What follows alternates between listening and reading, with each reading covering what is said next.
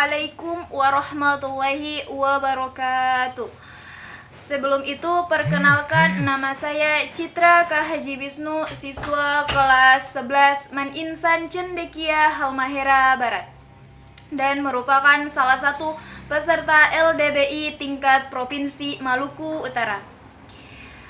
Pada musik kedua ini, dan saya selaku pembicara pertama oposisi, dengan mosi para dewan menyesalkan narasi Galastik Ju dan segera menghentikan semua proyek penelitian terkait dengan alien. Dalam hal ini, saya selaku pembicara oposisi sangat menyayangkan jika proyek ini harus dihentikan, walaupun dana yang telah dimakan yaitu 300 juta euro. Akan tetapi penelitian ini wajib atau patut untuk dilanjutkan. Dalam hal ini, alien merupakan makhluk luar angkasa pertama yang memiliki banyak teori konspirasi tentang hal ini. Contoh teori konspirasi tentang hal ini yaitu, apakah alien pernah menghubungi bumi? Pada teori ini, Seth Shostak dan para rekannya di SETI menghubungkan jalur komunikasi bumi dan planet lain yang menjarah ribuan kilometer demi membuktikan keberadaan alien di luar sana. Sampai beberapa tahun kemudian, setelah diciptakan alat ini, belum ada tanda-tanda makhluk luar angkasa ini pernah menghubungi bumi. Tetapi pada tahun 1977, saat salah satu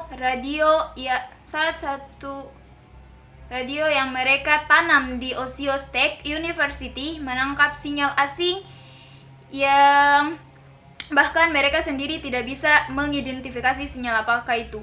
Sinyal ini berlangsung selama 24 jam penuh dan terdengar seperti kode Morse. Nah, jika sandi yang bahkan dikirim oleh makhluk luar angkasa ini tidak dapat dipecahkan oleh manusia, dalam artian ini, maka bisa saja kemungkinan teknologi yang mereka gunakan terlalu canggih sehingga tidak dapat dibaca oleh teknologi kita manusia.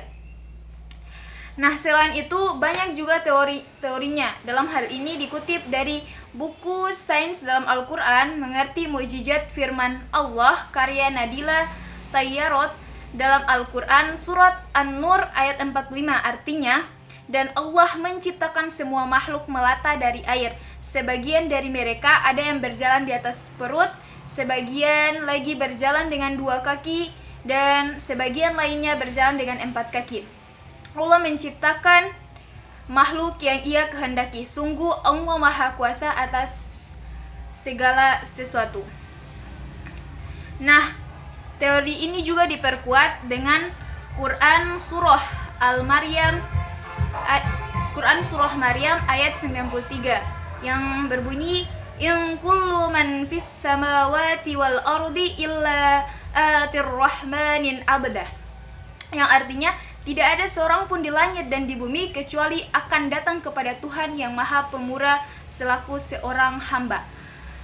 Dalam ayat tadi terdapat kata man yang tidak digunakan kecuali untuk makhluk yang berakal. Dalam hal ini makhluk yang berakal yang berada di bumi dan di langit. Contohnya, makhluk berakal yang berada di bumi yaitu kita sebagai manusia, dan makhluk berakal yang berada di langit, ya wallahu alam, bisa saja alien atau makhluk luar angkasa lainnya.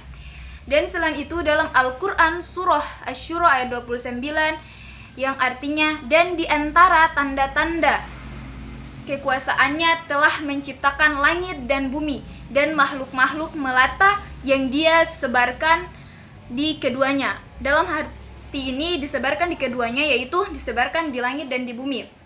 Dan Allah Maha Kuasa dan mengumpulkan semua apabila yang Dia kehendaki. Nah, karena hal itulah banyak teori-teori tentang keberadaan makhluk luar angkasa ini, dan saya sangat menyayangkan jika teori ini dihentikan karena ada 2 argumen yang ingin saya bahas, yaitu yang pertama, jika makhluk luar angkasa ini nyata, maka dalam hal ini jika alien memiliki kecerdasan melebihi manusia dan mengeksplorasi sumber daya manusia dan bumi, yang merupakan salah satu ketakutan oleh Stephen Hawking. Nah, bagaimana jika kita mencari tahu bagaimana jika mereka dapat berteman dengan kita? Nah, jika mereka dapat bekerja sama dengan kita, nah kita bisa menjalin kerjasama dengan mereka, yaitu kita dapat memanfaatkan kecerdasan mereka dan teknologi yang sangat canggih dan dapat mengembangkan teknologi kita atau manusia. Dan yang kedua yaitu banyak yang berteori jika kita kan tidak tahu bagaimana kecerdasan mereka ataupun pola pikir mereka, kehidupan mereka, dan jika mereka memang musuh dan ingin mengeksploitasi bumi, maka satu-satunya cara adalah kita cari kelemahan mereka dan memanfaatkan mereka.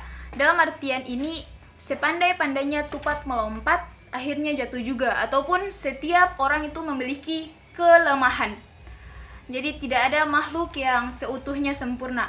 Bahkan manusia merupakan salah satu makhluk sempurna yang diciptakan Allah. Tetapi manusia juga memiliki banyak kelemahan.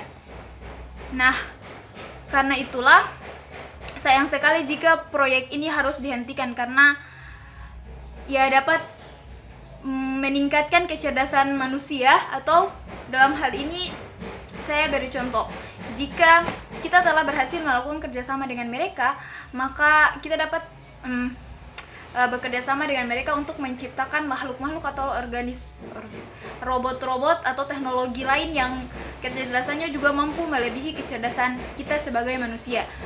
Nah, karena itu saya sangat tidak setuju jika proyek ini harus dihentikan. Karena itu mohon kerjasamanya agar proyek ini dapat dilanjutkan. Terima kasih. Sekian pendapat dari saya. Wassalamualaikum warahmatullahi wabarakatuh.